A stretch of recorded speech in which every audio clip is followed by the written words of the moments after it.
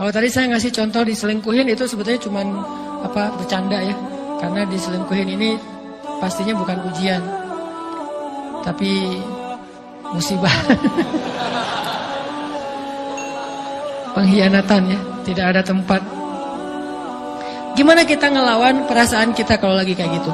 Gimana kita ngelawan perasaan kita kalau lagi diuji? Gimana cara kita bersabar? Karena iman dan sabar itu bisa dibilang satu paket. Gak disebut orang beriman kalau gak sabar.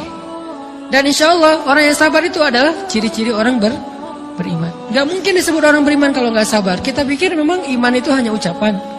Kalau iman itu cuma ucapan, inna sholati wa nusuki wa mahyaya wa mamati lillahi rabbil alamin, gampang. Kalau iman itu cuma ucapan, hasbiyallah wa ni'mal wakil, gampang. Kalau iman itu cuma ucapan, la haula wa la quwata illa billah, gampang. Kalau iman itu cuma ucapan, iyyaka na'budu wa iyyaka nasta'in, gampang. Tapi Allah mengatakan, wa ma hum bimu'minin. Ahasiban nasu ayyutraku ayyaqulu amanna wa hum la yuftanun.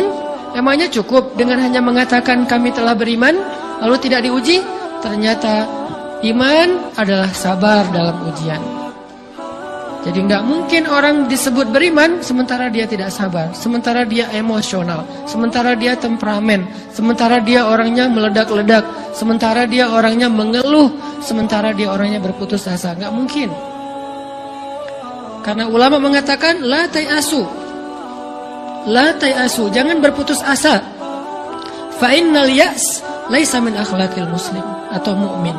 Karena sesungguhnya keputusasaan bukan di antara akhlak orang yang beriman. Orang yang beriman itu tidak pernah berputus asa. Serumit apapun masalah kita, kalau kita punya yakin sama Allah bahwa Allah ala kulli syai'in qadir, maka kita pasti akan punya harapan. Kalau kita yakin bahwa Allahu Akbar, sebesar apapun masalah kita, Allah lebih besar daripada masalah kita, kan? Bukankah kita mendengar Allahu Akbar, Allahu Akbar? Ada gitu yang lebih besar daripada Allah? Harusnya kita tidak pernah berdoa kepada Allah sambil mengatakan, ya Allah, saya punya masalah besar. Itu sama aja dengan kita ngeledekin Allah. Sama aja kayak kita datang ke teman kita bilang gini, saya mau pinjam duit. Enggak akan banyak kok, saya tahu kamu kalau kebanyakan kamu enggak akan sanggup. Kan enggak mungkin kita ngomong gitu kan ya. Saya lagi banyak hutang nih. Saya mau minta tolong sama kamu. Insya Allah saya enggak akan minta seutuhnya. Saya tahu kamu juga kurang duitnya. Saya minta dikit-dikit aja lah. Kan enggak gitu kan cara kita minta tolong. Sama aja kita doa, ya Allah, saya punya masalah besar. Ngomong ke Allah punya masalah besar. Kalau kita ngomong ke manusia kayak gitu wajar. Tapi ke Allah, ya Allah, saya punya masalah kecil nih. Apa? Ada hutang sedikit, berapa? 100 M.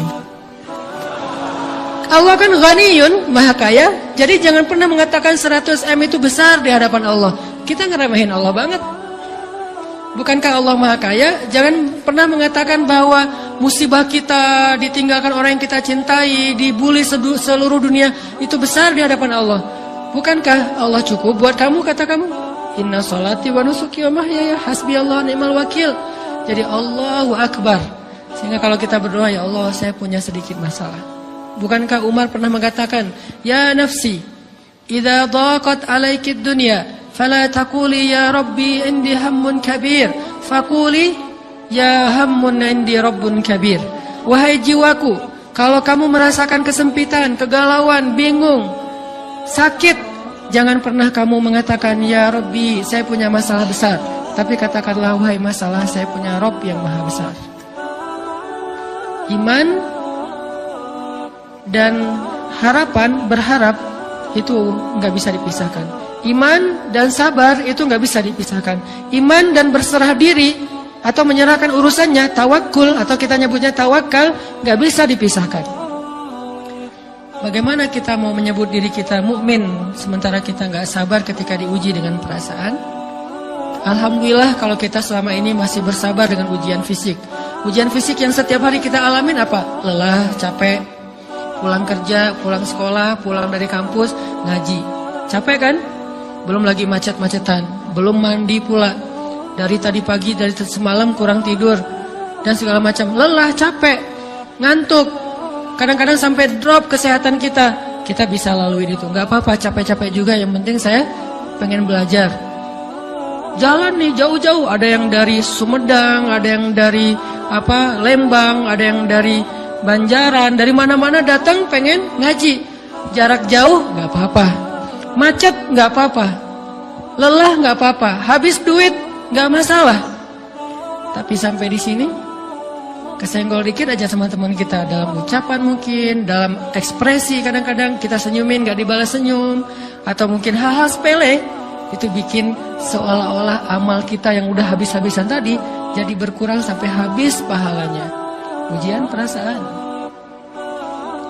Kadang-kadang datang ke sini nggak ada rasa tidak nyaman sedikit mungkin dengan teman kita atau dengan orang yang di sebelah kita, akhirnya kita merasa tersinggung, akhirnya kayak jadi berlebih-lebihan di tangga, di pintu, pas keluar, di tempat wudhu, di mana, hal sepele sebetulnya, tapi mengganggunya bukan fisik kita, yang terganggu bukan harta kita, tapi yang terganggu perasaan kita nih, rasa nyaman kita yang terganggu, seolah-olah hilang semuanya. Jadi nggak berarti, ini namanya ujian teman-teman. Mudah-mudahan kita bisa istiqomah dalam masalah perasaan ini. Pertanyaan sederhananya adalah gimana sih cara kita menghadapi itu? Saya juga lagi belajar, ini bukan kata saya ya, tapi saya coba merangkum dari beberapa hadis, dari beberapa ayat. Mudah-mudahan ini jadi semacam tips dari Allah, dari Rasul, cara kita supaya lebih sabar dalam menghadapi ujian, khususnya ujian perasaan. Pertama, saya mengambil dari hadis riwayat yang diriwayatkan dari Abu Hurairah, hadis hasan. Nabi SAW mengatakan, "Ma yazalul bala'u bil mu'mini wal mu'minati fi nafsihi wa waladihi wa malihi hatta yalqallaha ta'ala wa ma 'alaihi khati'ah." Tidaklah seseorang selesai diuji, baik dia laki-laki, orang yang beriman, atau perempuan yang beriman, baik itu ujiannya terjadi pada dirinya, atau melalui anaknya, atau melalui hartanya. Artinya ujian harta, ujian fisik, ujian perasaan, sampai dia bertemu dengan Allah dan dia tidak punya dosa. Apa maksud dari hadis ini? Ujian itu tidak akan berakhir kecuali kalau dosa kita sudah habis. Allah akan menguji kita terus untuk membersihkan diri kita dari dosa. Sehingga yang harus kita coba bangun awareness dalam diri kita kalau lagi diuji, Allah pengen membersihkan dosa saya nih.